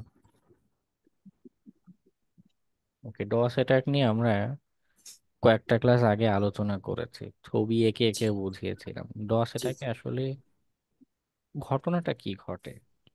এখানে একটা যেটা হচ্ছে যে এখন মনে হচ্ছে আমার, সেটা হলো যেমন সিস্টেমকে বিজি রাখা। তারপর কোনো সার্ভারে কন্টিনিউয়াস রিকোয়েস্ট রিকোয়েস্ট জেনারেট করে দেখা গেলো যে সার্ভারটার সিস্টেমটাকে বিজি রাখা, এটা একটা হতে পারে। কিন্তু কেন সে বিজি হবে? কেন বিজি হবে? হ্যাঁ, এটা তো ধরেন যে যে এটা করতে চাচ্ছে, মানে এই সার্ভারটাকে সে টার্গেট করছে যে আমি এটাকে বিজি রাখবো যাতে সার্ভিসটা সে ইজিলি দিতে না পারে। না ঠিক না, আমি জানতে চাচ্ছি মেকানিজমটা কি, যে বিজিটা হচ্ছে কেন, হোয়াই? ও আচ্ছা আচ্ছা, সেটা হচ্ছে যে তার কাছে বারবার রিকোয়েস্ট, মানে ওটা কি বলে, আর একটা সার্ভারে ধরেন রিকোয়েস্টের ক্ষমতা আছে 100টা, হ্যাঁ সেখানে 100, আমরা সেখানে 200টা প্যাকেট হয়ে পাঠাবো যেতেছে। আরো বেশি, যার কারণে সার্ভারটা বিজি থাকবে আর কি। জি ওকে, তো সহজ ভাষায় বললে তার ধারণ ক্ষমতার যে হ্যাঁ, ধারণ বেশি ক্ষমতার যায়, বাইরে। ধারণ ক্ষমতা। ক্যাপাসিটির বাইরে চলে যাবে। ওকে, কোশ্চেনটা করলাম এর জন্য, হ্যাঁ ঠিক আছে। পাসওয়ার্ড অ্যাটাক যখন আমরা দেই, পাসওয়ার্ড অ্যাটাকের একটা টেকনিক আছে ব্রুট ফোর্স, যেটা অনেক সময় এই টেকনিকটা ব্যবহার করা, ডিকশনারি অ্যাটাকেও মূলত যেটা করি আমরা পাসওয়ার্ডের লিস্ট জেনারেট করে ব্রুট ফোর্স অ্যাটাকই দেই। ওকে, তো এই অ্যাটাকের মেকানিজমটা কি? মনে করুন আপনি ইউজার নেম, আমি প্র্যাকটিক্যালিও দেখাচ্ছি এটা কিভাবে করে, কোথা থেকে পায় সেটা আলোচনা করার আগে মেকানিজমটা বুঝুন। কি হচ্ছে, আপনি খুঁজে পেলেন যে এই শিখনের সার্ভারে একটা ইউজার আছে, তার নাম অ্যাডমিন, লগ ইন করতে হবে, পাসওয়ার্ড জানেন না। ওকে, এখন পাসওয়ার্ডের বিশাল বড় লিস্ট অনলাইনে পাওয়া যায়, আমি সেটা নিয়েও দেখাচ্ছি একটু পরে, নো টেনশন। তো সেখানে কি হয়, এরকম বিভিন্ন রকমের পাসওয়ার্ড কম্বিনেশন লেখা, 1 2 3 4 5 6 7 8 এবিসিডি পাসওয়ার্ড, এরকম বিভিন্ন বিভিন্ন কম্বিনেশন লেখা, রিয়েল পাসওয়ার্ড বা এই জাতীয় অনেক কিছু লেখা থাকে। আমাদের টুলস গুলো যে কাজটা করে, এই যে ইউজার নেম, একবার ইউজার নেম নিবে, নিয়ে 1 2 3 4 পাসওয়ার্ড দিয়ে ট্রাই করবে লগ ইন হয় কিনা, না হলে এরপরে আরেকবার নিবে, নিয়ে ট্রাই করবে লগ ইন হয় কিনা, আবার ওটা না হলে আবার এবিসিডি পাসওয়ার্ড নেবে, ইউজার নেম অ্যাডমিন, এবার এবিসিডি পাসওয়ার্ড দিয়ে ট্রাই করবে লগ ইন নেয় কিনা।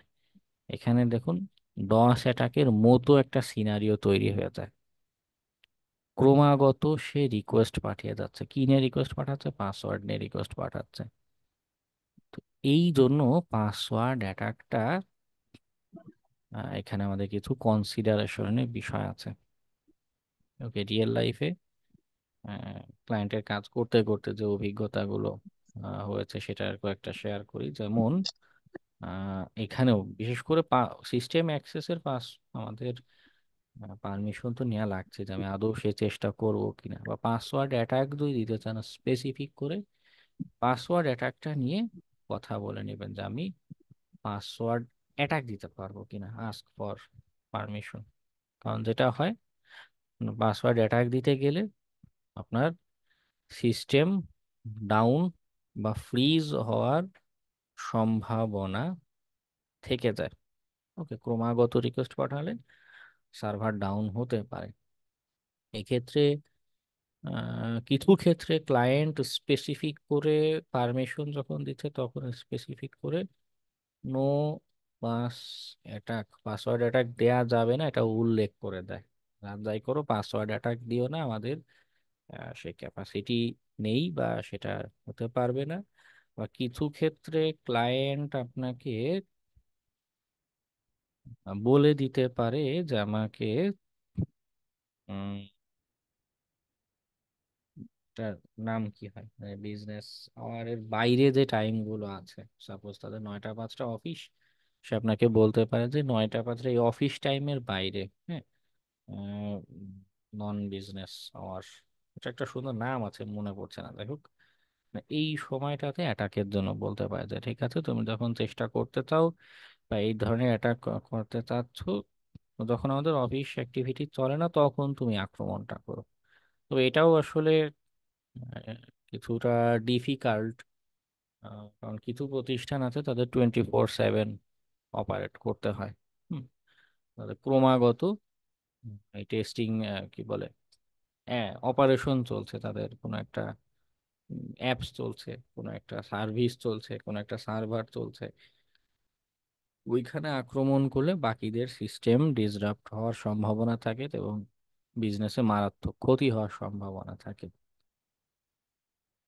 তো যাই হোক, এটা ক্লায়েন্টের সাথে নেগোশিয়েট করে বা অ্যাটলিস্ট মিটিং করে জিনিসটা নির্ধারণ করা দরকার যে আমি কখন আক্রমণ করতে পারবো, কতটুকু আক্রমণ করতে পারবো। কিছু ক্ষেত্রে ক্লায়েন্ট আপনাকে অবশ্য ফ্লেক্সিবিলিটি এমন দিতে পারে বা চেয়ে নিতে পারেন যে ঠিক আছে আমি তোমার রিয়েল মেশ সার্ভারে আক্রমণ করব না, তুমি ওই সার্ভারটা ক্লোন করে আমাকে অন্য একটা ভিএমএ বা অন্য একটা সার্ভারে রান করে দাও। ওই সার্ভারটা যেরকম যেরকম যদি পোর্ট ওপেন করা আছে বা সার্ভিস ওপেন করা আছে এরকম করে নতুন আরেকটা ভার্চুয়াল মেশিনে দিয়ে দাও বা একটা অ্যাকচুয়াল সার্ভারে দিয়ে দাও, যাই করো। অ্যাকচুয়াল সার্ভারে আমি কোনো অ্যাটাক দিব না, তাতে তোমার বিজনেস যেভাবে চলছে চলতে থাকুক, আমাকে যে ক্লোন করে দিয়েছো টেস্টিং এর যে মেশিন দিয়েছো আমি এইখানে আক্রমণ করব। তাতে করে তোমার অ্যাকচুয়াল নেটওয়ার্কে কোনো ক্ষতি হবে না, আমার টেস্টিংও হলো তোমার ক্ষতিও হলো না। ওকে, মাল্টিপল সিনারিও, মাল্টিপল নেগোশিয়েট করার অপশন আছে, এটা বলে নিতে হবে তাদের সাথে যা ওকে আমি এতটুকু করবো এতটুকু করবো না। ওকে, আচ্ছা, এরপর আসি পাসওয়ার্ড লিস্ট নিয়ে। আমরা যখন অ্যাটাক করতে যাব তখন আসলে পাসওয়ার্ড লিস্ট কোথায় পাবো? অনলাইনে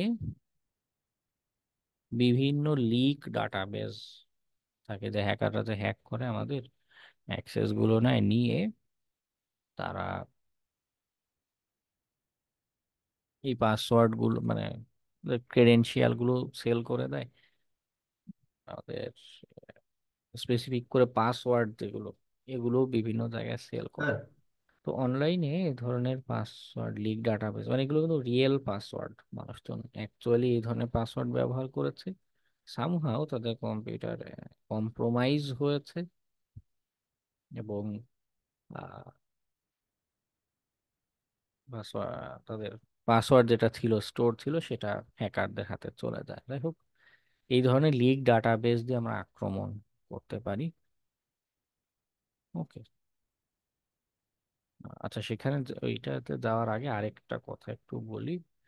পাসওয়ার্ড অ্যাটাক, এখানে আরেকটা টার্মিনোলজি আমরা পাবো,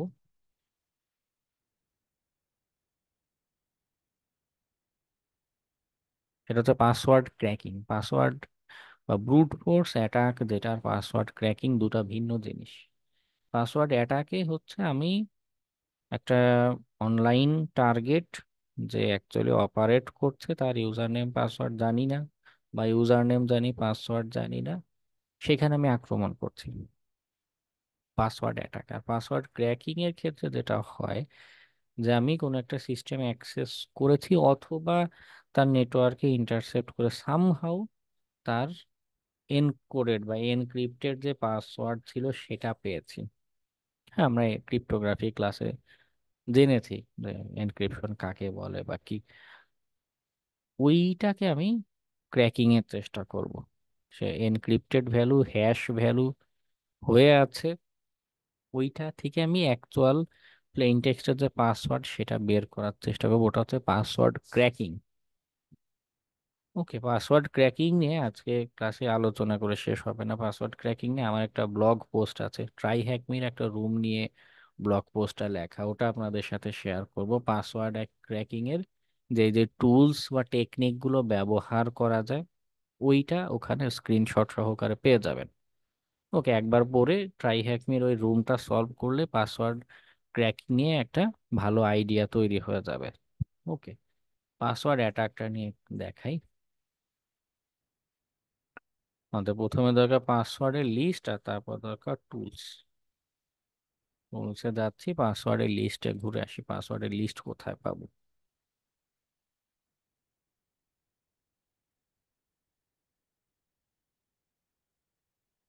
ওকে, সেট লিস্ট খুবই চমৎকার একটা কালেকশন করে থাকে।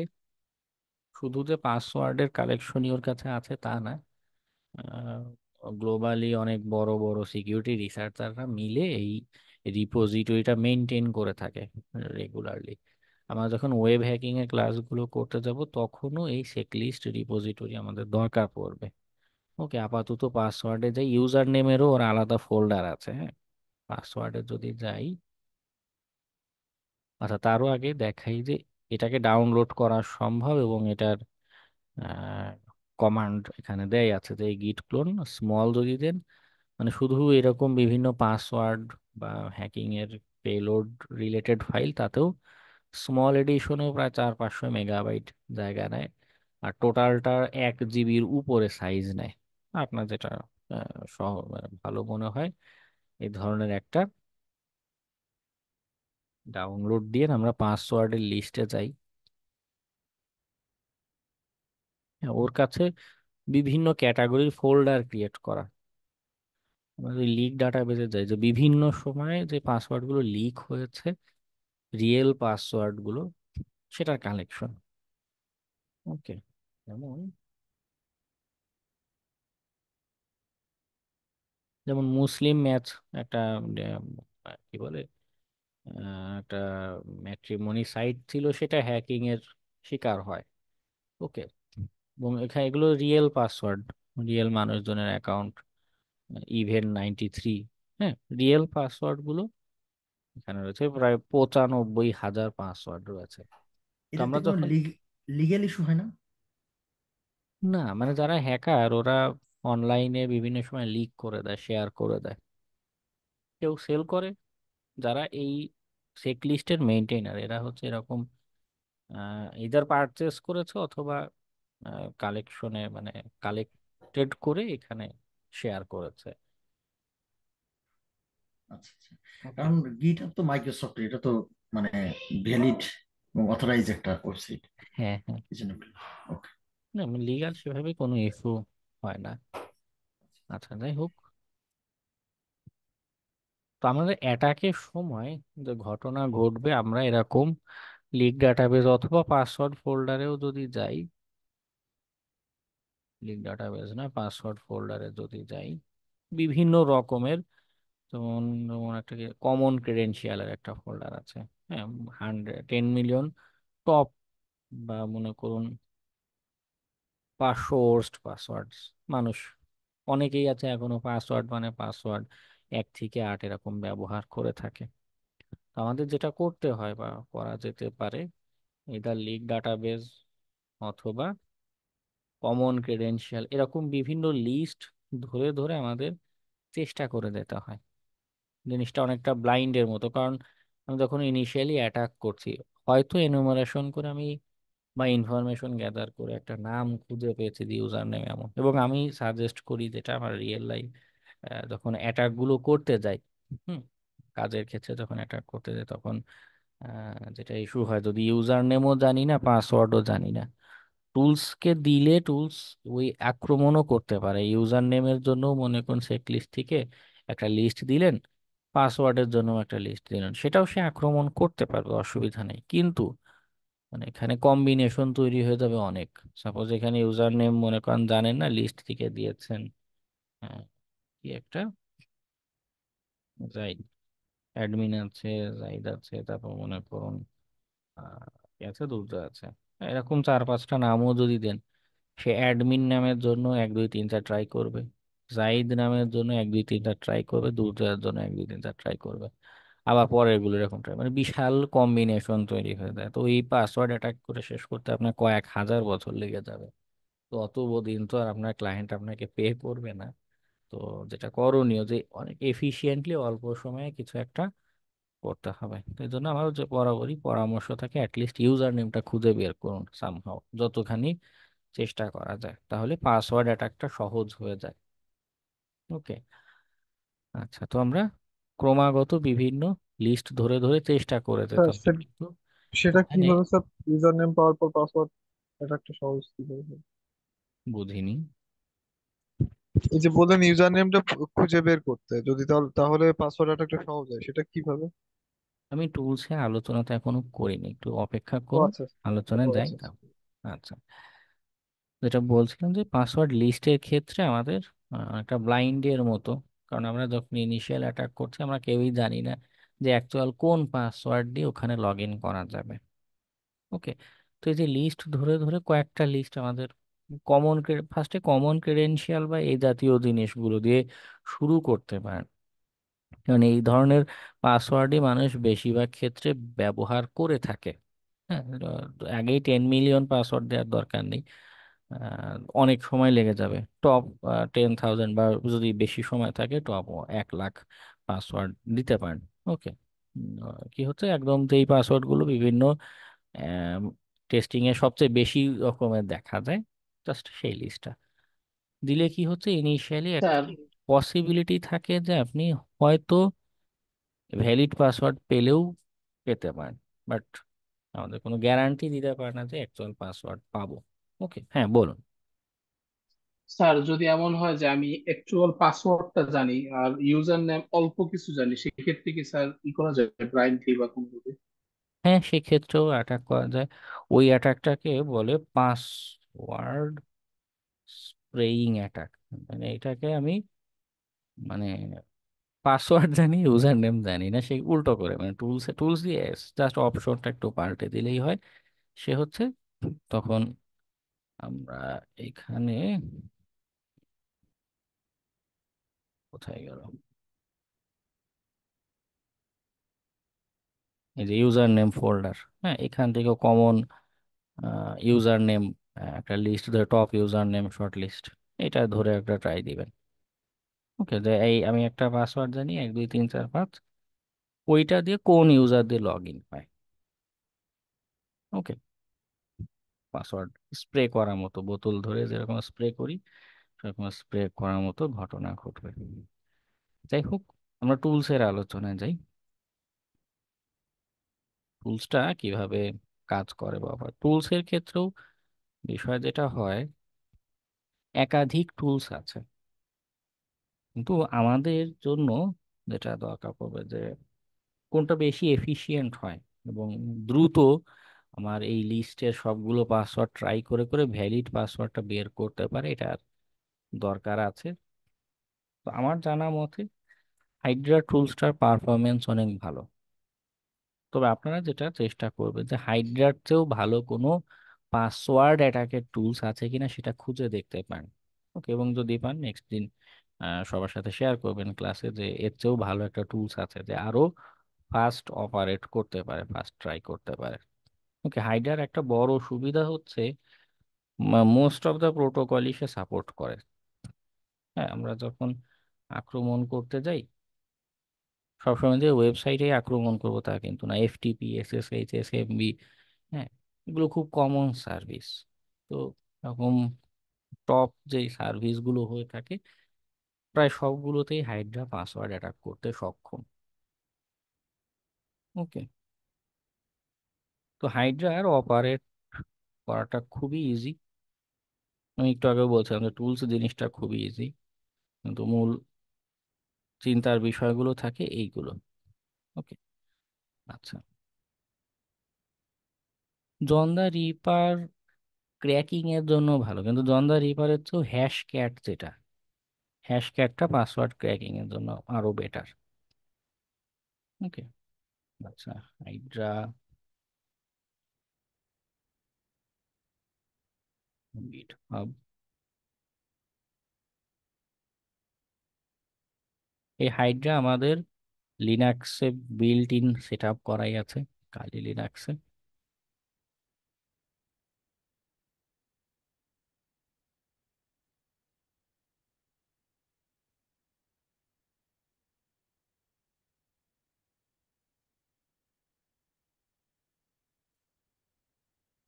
এবং এর রান করার কমান্ডটাও ইজি। যদি এমন হয় যে আমি ইউজার নেম জানি, ঠিক আছে, আমি ইউজার নেম জানি, সেক্ষেত্রে আমি -l দিয়ে বলে দিলাম যে আমার যে টার্গেট, মনে করুন সেখানে ইউজার নেম হচ্ছে হীরা, আমি এটা দিলাম, পাসওয়ার্ড জানি না, ঠিক আছে, সেটা বড় হাতের পি দিয়ে পাসওয়ার্ডের যে আমার ফাইলটা আছে, ফর এক্সাম্পল এখান থেকে আমি দিলাম যে এই ফাইলটা চেকলিস্ট যদি ডাউনলোড করেন, আপনি যেই ফোল্ডারে ডাউনলোড করেছেন সেই পাথটা এখানে মেনশন করতে হবে।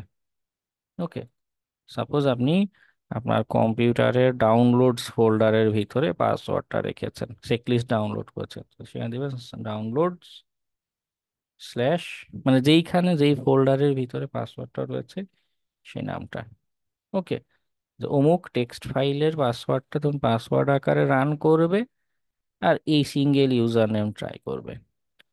এরপরে আসো কোন প্রোটোকলে আক্রমণ করব সেটা এইখানে মেনশন করতে হয়। যদি এমন হয় যে না আমাদের টার্গেট এসএমবি রান করছে, এসএমবি লিখে দিব, আর এই পার্টে হচ্ছে টার্গেটের অ্যাড্রেস 10.0.3.21।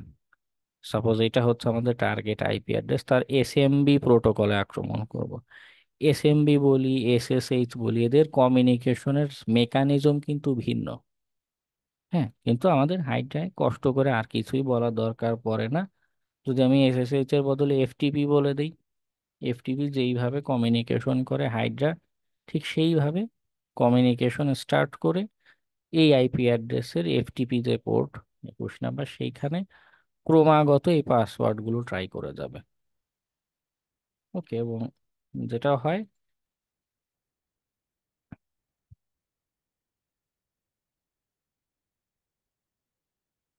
এমন,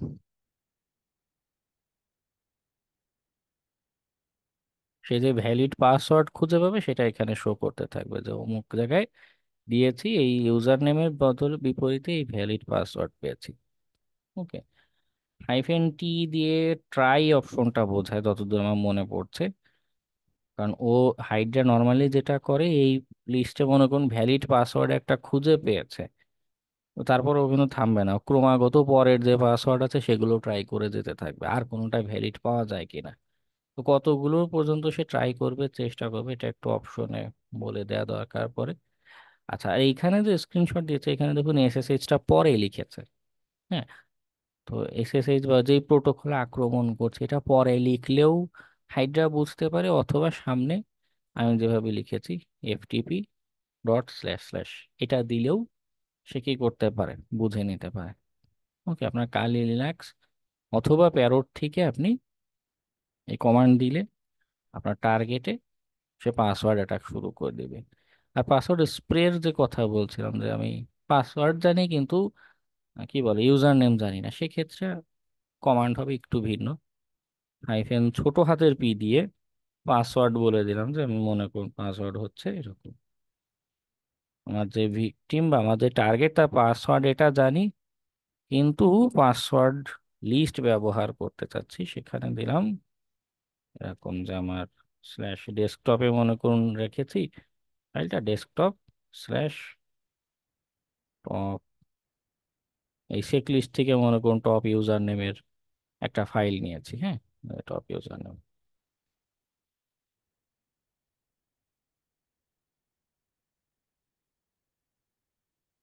ওকে, চেক লিস্ট যেখানে ডাউনলোড করেছেন সেই ফোল্ডারের ভিতরে ঢুকবেন যেই ফাইলে রেখেছেন, অথবা যদি এমন মনে হয় যে না পুরোটা ডাউনলোড করতে মন চাচ্ছে না 1 জিবি, এইটারে কপি করে নিয়ে,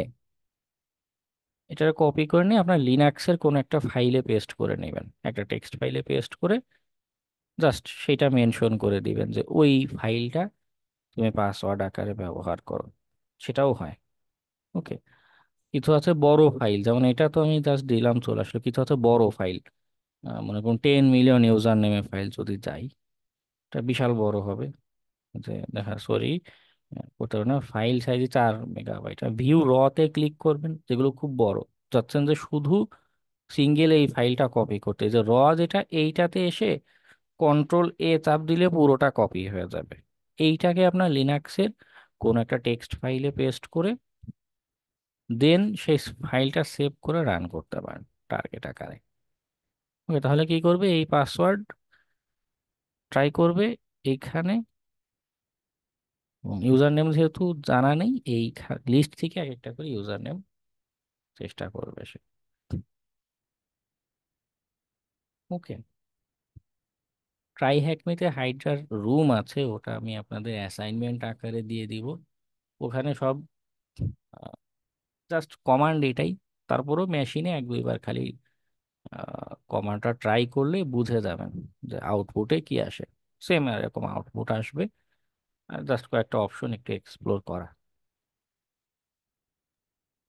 স্যার দুই ইউজার নেম এবং পাসওয়ার্ড যদি দুইটাই না জানি সেটাও তো দেখাবেন না? হ্যাঁ, সেক্ষেত্রেও আপনি এইখানে বড় হাতের পি দিয়ে পাসওয়ার্ডের ফাইলটা বলে দিবেন যে আমার ইউজার নেমও জানা নেই, আমি মনে করুন ডাউনলোডসে পাসওয়ার্ডের একটা ফাইল আছে, downloads top hyphen pass dot TXT ভাবে দিব। তাহলে কি করবে, এই ইউজার নেম থেকে লিস্ট থেকে একটা ইউজার নেম নিবে, এখান থেকে একটা পাসওয়ার্ড নেবে, নিয়ে এফটিপি তে এখানে অ্যাটাকের চেষ্টা করবে, আবার আরেকটা করে এভাবে নিতে থাকবে। আমাদের কি শুধু স্যার ইনফরমেশন এই আইপিটা জানতে হবে? হ্যাঁ, টার্গেট এখানে আইপি অ্যাটাক অ্যাড্রেসটা, না আর মানে দুইটা আমি জিনিস লাগবে। একটা হচ্ছে টার্গেট আইপি অ্যাড্রেস, এবং সেকেন্ড হচ্ছে তার আদৌ এফটিপি সার্ভিসটা রান হচ্ছে কিনা।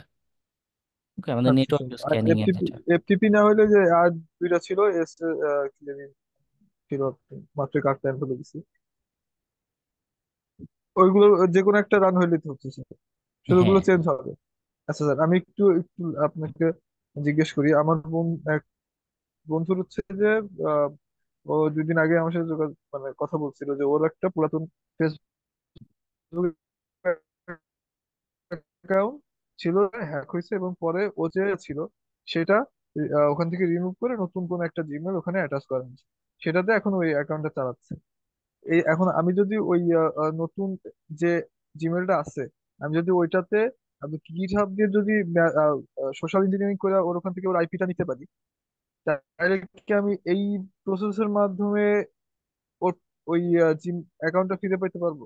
এরকম কি বিষয়? জিমেইলে যদি পাসওয়ার্ড অ্যাটাক দেন 5টা না কতগুলো, মানে জিমেইল হচ্ছে গিয়ে রেস্ট্রিকশন দেয়। এটাও একটা বিষয় আছে, আপনি যেই সার্ভিসে আক্রমণ করতে চাচ্ছেন সেখানে আদৌ পাসওয়ার্ড অ্যাটাকে কোনো রেস্ট্রিকশন আছে কিনা এটা নিশ্চিত করতে হবে। ইনিশিয়ালি 4-5টা পাসওয়ার্ড জাস্ট ছোট একটা ফাইলে দিয়ে ট্রাই করতে পারেন, কোনো রেস্ট্রিকশন কোনো বিলম্ব বা কিছু শো করে কিনা। ঠিক আছে? যদি দেখেন যে না আপনাকে ব্লক করে দিচ্ছে না, বা মাল্টিপল ট্রাই এর পরেও রেসপন্স আসছে কিছু একটা, তখন আপনি পাসওয়ার্ড বড় পাসওয়ার্ড লিস্ট ধরে চেষ্টা করতে পারেন। কিন্তু মানে বিষয় আছে, অনেক ওয়েবসাইট আছে পর পর 5টা বা 3টা ভুল পাসওয়ার্ড দিলে আপনার আইপি অ্যাড্রেস ধরে ব্লক করে দেয়। আচ্ছা আচ্ছা,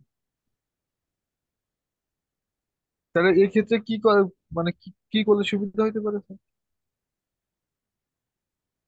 কোনটার ক্ষেত্রে?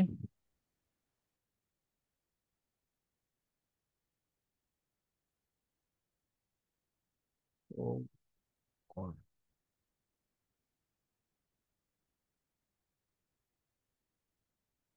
আচ্ছা, হাইডার অফিসিয়াল সাইটটা চোখে পড়ছে না। ও অনেকগুলো প্রোটোকল সাপোর্ট করে থাকে।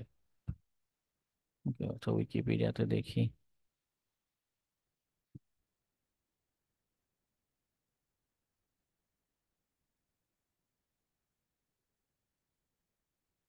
আচ্ছা, এই যে সাপোর্টেড প্রোটোকলস, এখানে একটা বলছে ওকে অনেকগুলো প্রোটোকল সাপোর্ট করে। ইন সাপোর্টস এতগুলো, বিশাল বড় list. SIP, HTTP proxy, SSH কি, টেলনেট, ভিএনসি, আরডিপি, যতগুলো কমন সার্ভিস হয় প্রায় সবগুলোতেই সে আক্রমণ করতে পারে, পাসওয়ার্ড অ্যাটাক। ওকে,